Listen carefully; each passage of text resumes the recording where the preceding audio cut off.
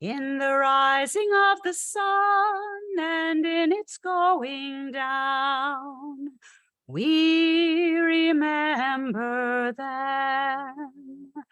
In the blowing of the wind and the chill of winter, we remember them.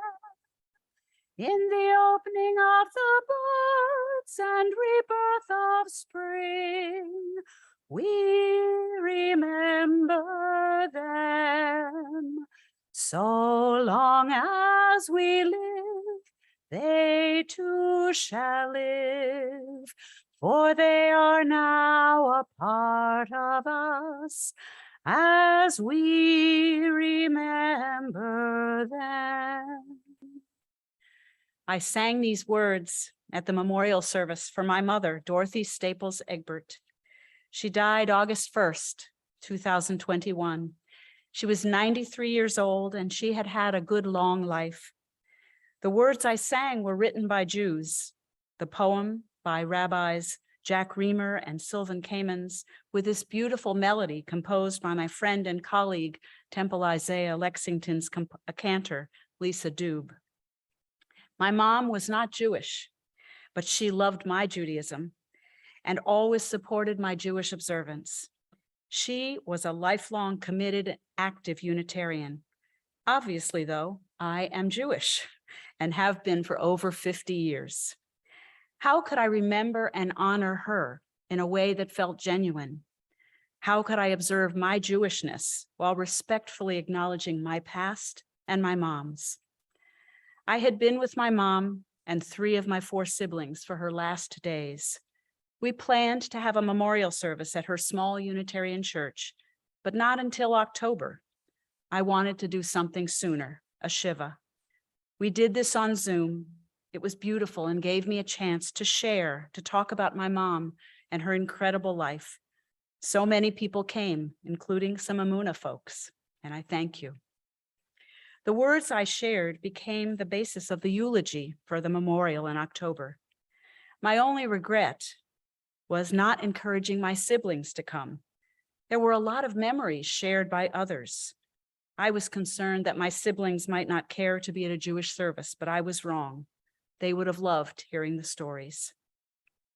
I continued for Shloshim, the first 30 days, and then the next 11 months by saying Kaddish Shatom. I did not come to a regular minyan. I did not say Kaddish every day, but that didn't make it any less meaningful. Often I was with my daily meditation group. On Shabbat, often with my Amuna community, occasionally with my Hebrew college community. I thought of my mom, I mentioned her name, and each time was a powerful connection. I also studied the Kaddish.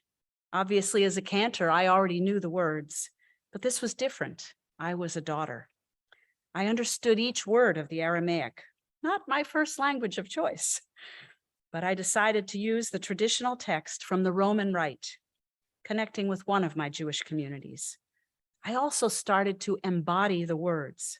For example, on Min Shamaya, from heaven, I raised my arms to the sky. Opening my arms wide to be more inclusive, I added the text, V'al kol yoshevei tevel, open my arms to include everyone, not just the Israelites, all who dwell on earth. It had become my personal experience of Kaddish Yatom.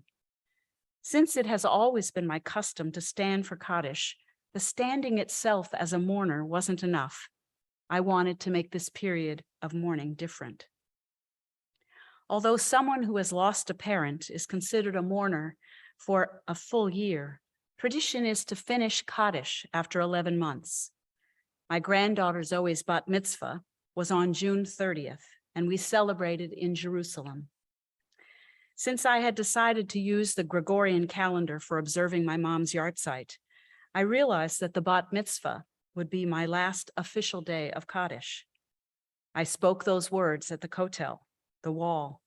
My mom had been there in 1967.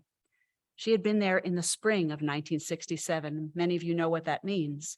She came, we lived in Iran, and she and my father flew into Jordan, and they spent time in Jordan, and then they came to Jerusalem, and they crossed that no man's land between Jerusalem and between Jordan and Israel.